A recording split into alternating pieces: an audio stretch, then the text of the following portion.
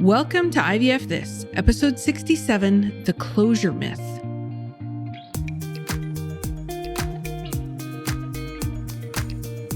Welcome to IVF This. I'm your host, Emily Ginn. I'm a mother to two beautiful and feral boys. I'm married to my favorite person in the world. I'm a social worker, a life coach, and an IVF warrior. I'm here to teach you how to manage your mind and emotions during your IVF journey, to break free from anxiety and regain control of your life, even in the midst of infertility.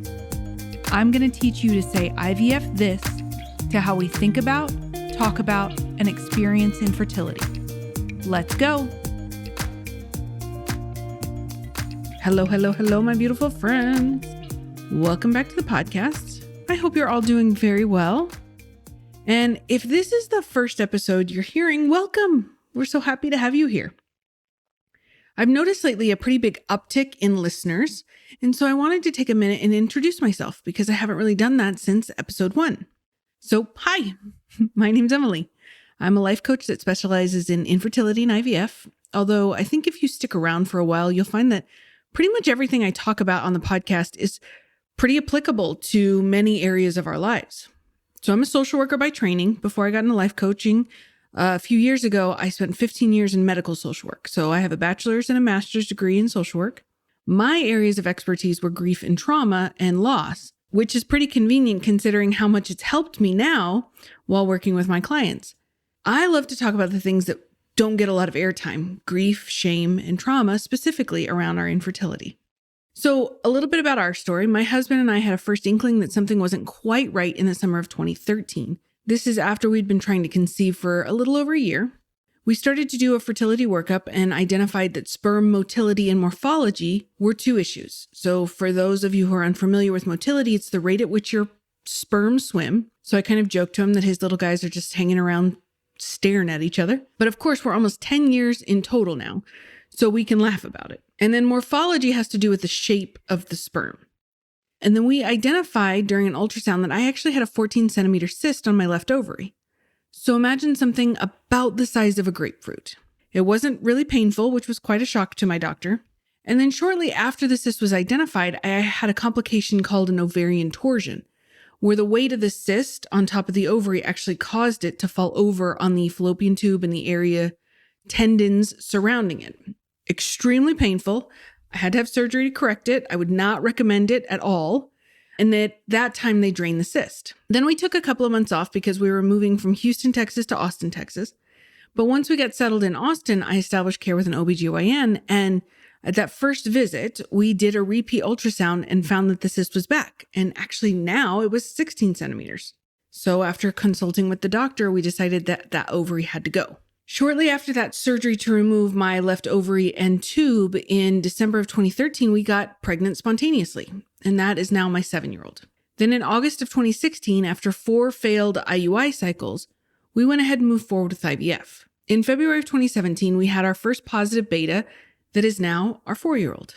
Then in the summer of 2020, we did a transfer of our last embryo, and that transfer resulted in a negative beta. Now, this was a very difficult time. We had kind of set ourselves up for the expectation that that one would work because we had only seen success until that point. So we really spent a lot of time grieving. We spent several months talking and thinking and praying. And we decided that even though the cards were really stacked against us with both female factor infertility, male factor infertility, I was now 5 years older, that we would try one more round. So we did that round in May of 2021, ended up with one normal embryo, and we transferred that in late July, and that was successful. And we're expecting our last kiddo in April of 2022. So it's been quite the ride for us. And the reason that I decided to coach on infertility and IVF was because when I was going through it, at pretty much every stage, I noticed one, there was really no one talking about it. Now, bear in mind, this was circa 2012 through 2014-ish. And a lot of the Facebook groups that we have now were either just starting or didn't even exist. And there really wasn't any Instagram presence for the infertility community at all. And the second thing I noticed was when the conversation started opening up, it was really like a trash heap of toxic positivity, Trauma was not even remotely being discussed. No one ever really acknowledged why we felt so terrible during the process, just that we were feeling terrible throughout the process. And that, in large part, is attributed to shame. So there are just as many holes in the conversation that I felt were really important for us to look at. And so that's where I decided to show up and work. So IVF This was born. It's my one-on-one coaching practice and this podcast, which I am incredibly proud of. And that's the story of me. I always encourage people that if you like what you're hearing on the podcast, please rate and review it if your podcast platform allows for that. But the more ratings and especially reviews make the podcast easier for other people to find. Now, if you have social media, either Instagram or Facebook or whatever, please feel free to share a screenshot of the episode, and you can always tag me at IVF This Coaching. But without further ado, let's talk about closure. So many people that I talk to, whether it's about a loss, their diagnosis, a failed cycle, a failed transfer, they tell me that they just want to know why, which I think is pretty normal. We want to understand things. But it's the second half of the phrase, or sometimes the subtext of the phrase, which is, if I know why, then I can have some closure, right? Then I can move on. And the idea of closure is incredibly pervasive in our culture. People want that final chapter that sums everything up perfectly, and it helps it make sense. But this idea or pursuit of closure can actually be pretty problematic. The reason it's problematic, the primary reason it's problematic, is because we believe we need it to find peace or acceptance. I'm going to use peace mostly in this podcast, but sub in the word acceptance if that makes more sense to you. So what I want to offer you in today's episode is that basically everything you think you know about closure is wrong. It's a social construct that is pretty much a bunch of crap. I think it's a complete myth, and so that's what I will share with you. I'll break down for you and tell you why I think we as a society are wrong about closure, why it's something we don't actually need, and what we really need instead. Okay, before I challenge the idea of closure, I want to remind you that we live in a commercial culture of happy endings and resolution, right? Almost every movie has one. There's this sort of emotional story or mystery that ends with a conclusion where we walk away from a movie, typically believing that we understand what happened and why. Now, there's some Christopher Nolan movies that we have some questions about, but for the vast majority of our experiences, it is wrapped up in a tidy little bow. We feel resolved, concluded, and peaceful, right? We can kind of tuck away our experience in this neat little box because it's been wrapped up with a tidy ending, and we can move on to the next thing in our life. Our brains love this. It can't get enough of that. And since we see it so often played out in our cultural narratives, aka film and television, we think our life experience is supposed to be that way. And we really love those tidy little endings because humans don't like uncertainty. We can't stand not knowing what is going to happen because humans don't like uncertainty. We can't stand not knowing what happened or not knowing what is going to happen. Salespeople know this. Authors know this. Screenwriters know this. Great public speakers know this. I mean, clickbait is a real thing. And side note, few things in the world piss me off faster than clickbait. But because what happens in a movie, a book, a TV show doesn't end in resolution, it just leaves us wondering what happens, or worse, it gives us a cliffhanger. And if that happens, in a movie, we're pretty sure a sequel is coming. Like sequels we never knew we needed, or in many cases, the ones we don't need. And it works really well if you're a movie maker. Because if you leave us with a cliffhanger, we're going to be on the lookout for the sequel. We're probably going to be talking about it too and telling our friends, can you believe this? In TV shows, we're left with cliffhangers. You can bet we're going to tune into the next episode to find out what happens. It's great for business in Hollywood. If you've ever binged watched a season of anything, it's probably because the scriptwriters do an excellent job of opening loops. And they're making sure that you know that the loops won't be closed until the next episode or until the next couple of episodes. Then you watch the next episode, and the episode after that, they open another loop, and then they do this rinse and repeat cycle. They give you a resolution in the middle of the episode, but never at the end. We hate not knowing, and we want those loops to be closed. Humans don't like open loops. We want a storyline that comes to a resolution, and we don't like uncertainty. We have no tolerance for it. So think about this. We don't like uncertainty so much that entire religions have been created so we don't have to be uncertain about where we came from, why things happen, or what happens after we die. Our tolerance for uncertainty is remarkable. It is remarkably low, I should say, right? We don't like it. And this works well for people who are in the business of selling us something. The idea that we need resolution, conclusion, closure to an emotional or traumatic experience, right? That is what this idea perpetuates. So this idea that we can move forward can have a lot of us really spinning our wheels trying to find information that we may never get, or worse, holding ourselves emotionally hostage to the peace that we want because we believe the lie that more information is required. This is why closure is a myth. Here's the truth. More information doesn't necessarily create peace, does it? Information by itself doesn't create any emotion. Information is just information. It's just data. Our brain is not emotional about data. Data is actually super boring to our brains. So it's never the data that we receive, the information that we receive, that creates our emotional experience of it. As with everything, it is what we make the data mean. It is always the story that we tell ourselves about the data. So whether we get more data or don't, it won't be the reason we do or don't experience peace. Think about how many shows you watch that you've had been completely riveted throughout the series, and then you get to the ending and you feel completely let down with the way the writers chose to end it. I'm looking at all of you Game of Thrones fans. You have the information of what happens, but you still didn't find peace. The same is true for our infertility or miscarriages. For instance, I have no clue why my ovary went completely off script and decided to grow those huge cysts. My OB called it a diseased ovary, but couldn't tell me why. For my husband, there were no high-risk factor categories that he fell into to explain his male factor infertility. Whenever anyone experiences a miscarriage, there are some instances where we can find clarity as to why, right? Genetic abnormality or something like that. But does knowing that make the process of grief easier? I don't know. It might for some, but it might not for others, because it's all based on our individual thoughts around the topic.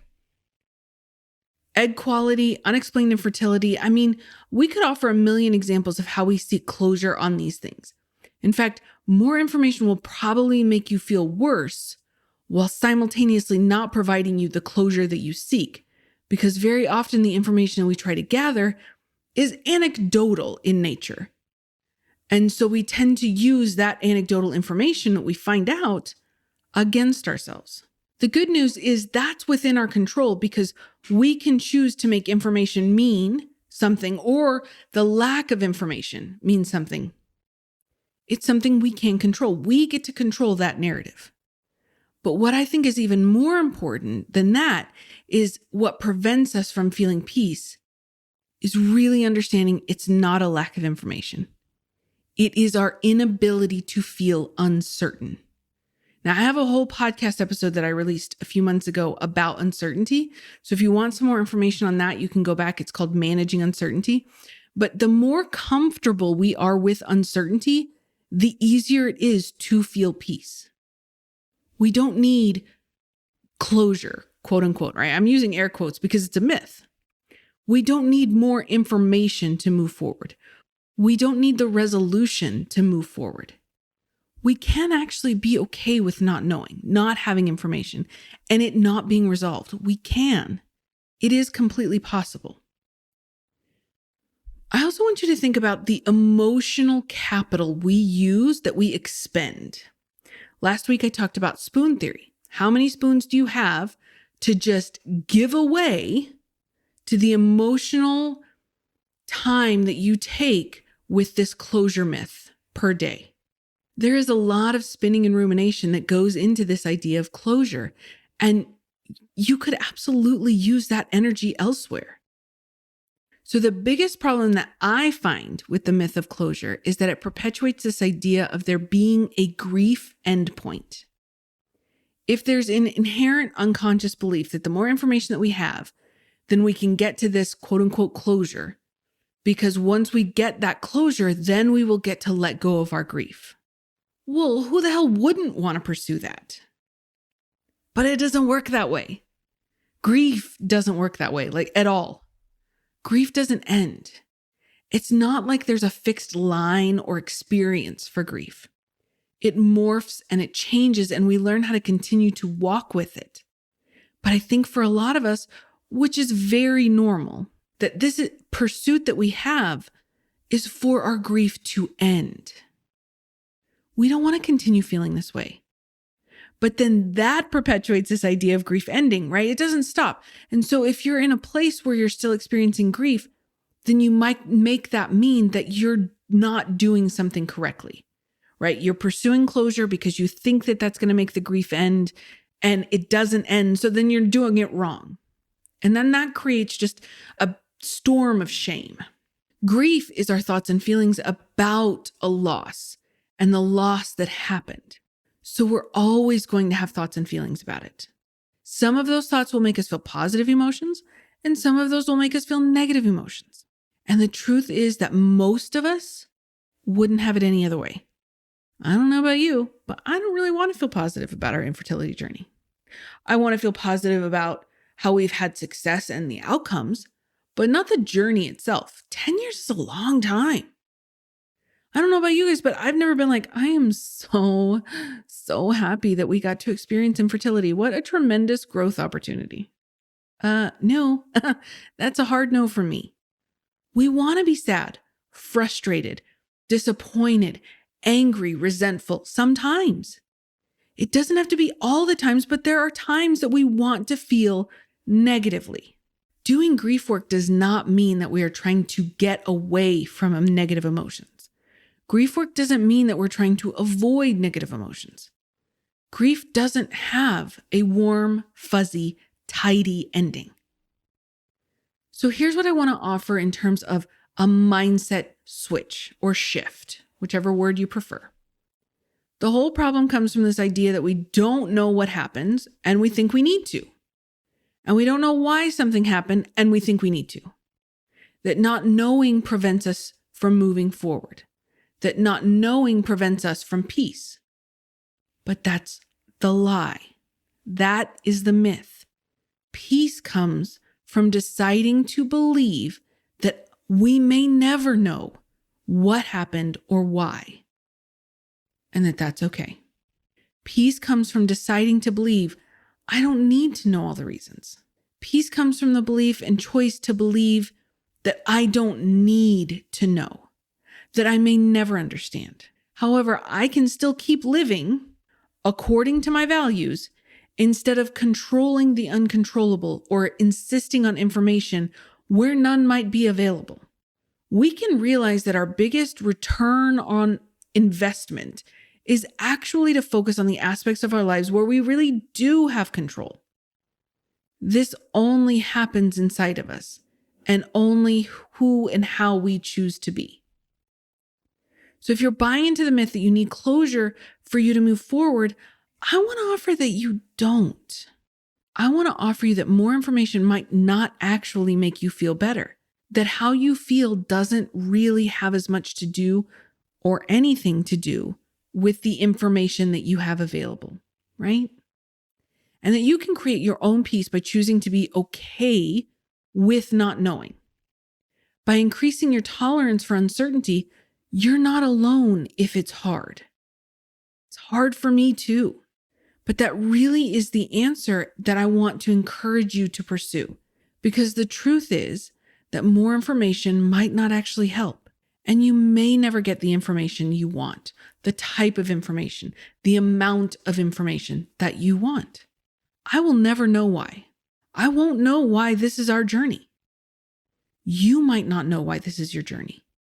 You won't know why it's quote unquote easier for other people and not for us. You might never know why you lost your baby, or why your M-baby didn't implant, or why none of your eggs fertilized, or they stopped developing. We might not know. We might have guesses, but the level of certainty that you might be looking for might not be attainable.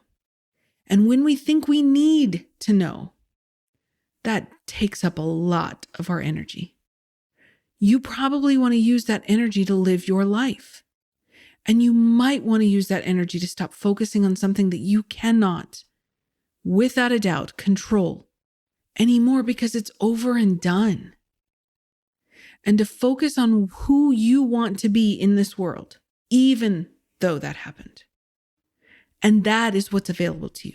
But it's going to be hard if you keep holding back until you believe that you have closure. And I don't want it to be harder for you. Okay, my friends, that is what I have for you today. I hope you have a beautiful week, and I will talk to you soon. Thank you for listening to this week's episode of IVF This. If you like what you've heard, click subscribe and follow to make sure you don't miss an episode. And if you want to learn more, head over to www.ivfthiscoaching.com to learn how to work together.